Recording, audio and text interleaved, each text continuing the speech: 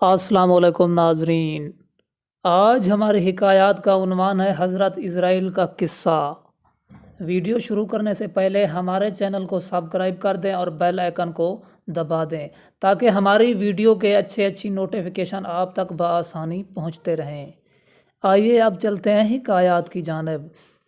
ایک دفعہ اللہ تعالیٰ نے حضرت اسرائیل سے پوچھا کہ بتا کس کی جان لینے پر تجھے سب سے زیادہ رحم آیا تھا؟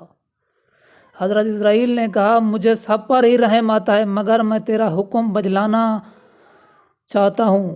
اللہ تعالیٰ نے کہا نہیں، بتا تیرا دل کس کی موت پر سب سے زیادہ جلا ہے؟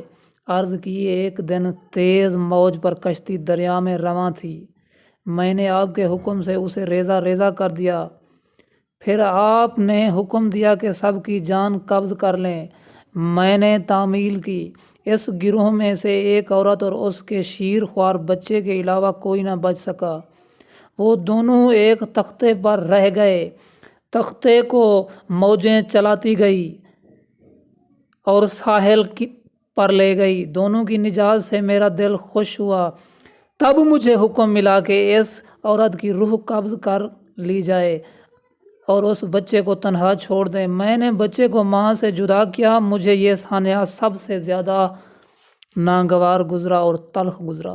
اللہ تعالیٰ نے کہا میں نے اپنے کرم سے موج کو حکم دیا اس بچے کو ایک جھاڑی پر ڈال دے جو پھولوں اور میووں سے بھری جھاڑی تھی، میں نے بچے کو 100 بازوں سے پالا۔